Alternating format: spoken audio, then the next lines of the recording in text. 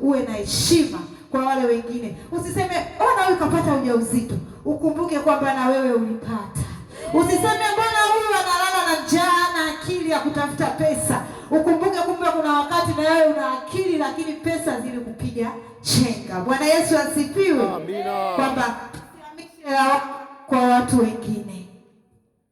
Bwana Yesu asifiwe. Hatua nyingine ya kuchukua pale tunaposhindwa, usibaki pale pale uliposhindwa. Chukua hatua, sogea mbele. Kama kuna jambo umefanya, unaona hii biashara ninafanya, niko katika mazingira haya, kila nikiuza hivi, badilisha. Usibaki hapo hapo. Angalia, hii biashara nikihamisha nikaipeleka eneo hili itakuwaje? Badilisha mazingira, boresha zaidi kile unachokifanya. Unaona hii biashara yangu nashindwa, hii nikifanya hivi nashindwa, ili nifanyeje? Basi usibaki pale pale uliposhindwa. Kama ni biashara, angalia mtazamo mwingine. Angalia, je, ni bei? Hebu nibadilishe bei. Hebu niweke juu au nipunguze. Hebu niboreshe zaidi. Bidhaa yangu niifanye hivi. Kama ni marafiki ndio anafanya ndoa yangu inayumba, mahusiano yanayumba, ndugu, hebu nifanyeje? Badilisha aina ya marafiki. Badilisha mazingira uliokuwa nayo. Bwana Yesu asifiwe. Kwa lugha nyingine nasema don't stay where you are. Stay where you are failed. Usibaki pale pale. Badilisha mazingira. Anza kuangalia. Ukishajua kikwazo kiko wapi, tatizo limeanzia wapi, anza kutafuta solution. Bwana Yesu asifiwe. Jambo lingine au hatua nyingine tunayopaswa tuchukue, ambayo Mungu ananena nasi ili tuweze kuinuka pale tunaposhindwa. Angalia njia nyingine mbadala ya kufanya. Umefanya biashara hii, umejaribu kubadilisha bei, umejaribu kuweka nembo nzuri, umejaribu kuweka matangazo mengi, hakuna. Badilisha njia nyingine. Wala sio dhambi kuonekana kwamba ulikuwa unasema wewe ni mfanyabiashara wa magari, leo watu wanakuona kwamba leo umefungua restaurant. Cha msingi kwamba Mungu hapo baraka zake zinapitia hapo. Usiangalie kama nimeshuka kutoka juu kwenda chini kwamba nitaonekana niko kwenye restaurant, lakini kwenye restaurant unapata kitu. Basi badilisha mbadala mwingine. Bwana Yesu asifiwe. Consider another option katika maisha uliyokuwa nayo. Tunasema hatua nyingine kwamba ongea mema kwako. Anza kuongea mema kwako ili tutoke katika ile hali ya kuanguka chini. Nini kile tufanye kutoka katika ile hatua ya kushindwa hadi kuinuka? Tubadilishe aina ya maongezi tunayoongea. Tukisoma katika kitabu cha Misali sura ya 18 mstari wa 20. Tafungua kitabu cha Misali sura ya 18 mstari wa 20. Bwana, Misali 18 mstari wa 20. Tumbo la mtu litajazwa matunda ya kinywa chake, atashiba mazao ya midomo yake. Bwana Yesu asifiwe. Kwamba kumbe tunatakiwa tuanze kuongea yaliyo mema. Speak positive wakati wowote. Ongea kile unachokitaka. Speak positive words in what do you want.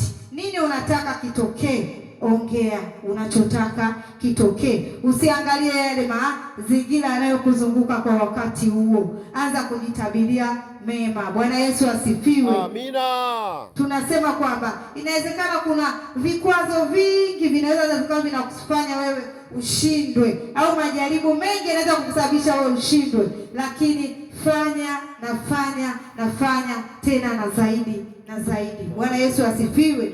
Kwamba kama kuna temptation yoyote inakuzuia wewe usiendelee mbele, usiogope. Bwana Yesu asifiwe. Amina. Kwamba tulikuwa tunapata ushuhuda aliyetengeneza ndege, yani kujaribu kukitengeneza kifaa kidogo ambacho watu wamekibuni sasa hivi wakatengeneza umbo kubwa la ndege. Yeye alitengeneza kifaa kidogo cha namna hiyo, akirusha angani. Alijaribu mara 99, alifeli.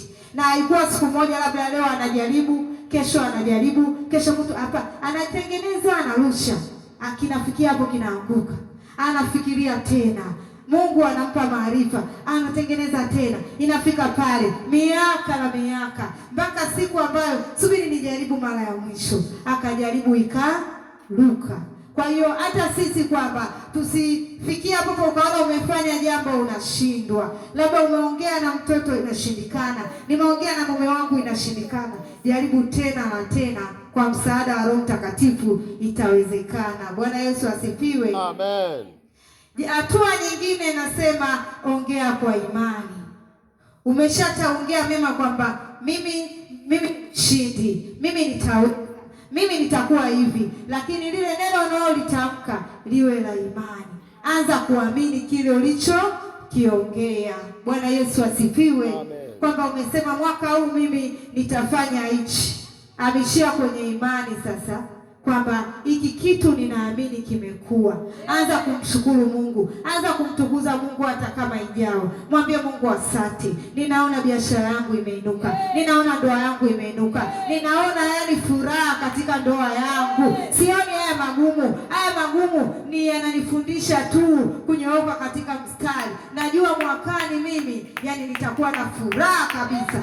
Basi imani inatenda. Bwana Yesu asifiwe. Amina. Nasema speak the words with faith. Ongea neno kwa imani. Speak the words with faith. Ongea kwa imani kabisa. Tukisoma katika kitabu cha Mwanzo sura kwanza mstari wa 3, tutaona Mungu akawa anasema, Mungu alipokuwa anaumba mbingu na nchi, kwamba alipoumba dunia akaona ni giza, akasema na iwe nuru, ikawa nuru. Aliongea kwa imani, akufinyanga kama alivyotufinyanga sisi mwanadamu, akamfinyanga, akampulizia pumzi, wala kuchukua muda mrefu tu, akatazama, akaona hili giza ni baya, halipendezi, akatamka na iwe nuru, ikawa nuru. Kwa hiyo na sisi tutamke nuru katika maisha yetu. Bwana Yesu asifiwe. Amen. Tunaenda kuona hatua nyingine pia, tunaiona kwamba inasema anza kuongea kinyume ya kile usichokitaka. Yaani anza kukataa usiyoyataka. Speak against of what did not want. Kile ambacho ukitaki, anza kukikataa, anza kukataa. Sema sipendi magonjwa, sipendi chuki katika ndoa yangu, sipendi changamoto hizi, sipendi hichi. Kile ambacho ukipendi, anza kukukataa, anza kukikataa kwa kukitamka. Bwana Yesu asifiwe sana.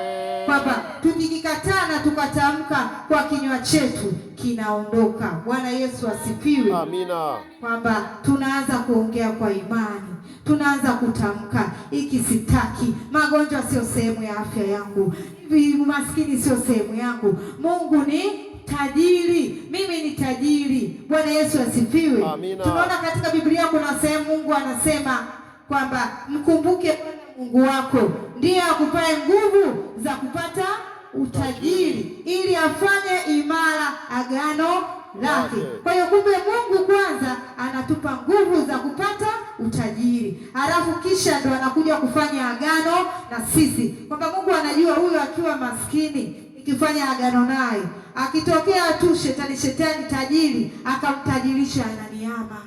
Kwa hiyo anatupa nguvu za kupata utajiri, afu anaweka agano na sisi, kwamba tunajua hata ikitokea, sio ametokea mawakala wa pepo huko anakuambia ukitaka utajiri njoo hapa nitakupa. Unamwangalia, unaambia mimi nimeshaweka agano na Mungu aliyenipa nguvu za kupata utajiri. Bwana Yesu asifiwe. Amen.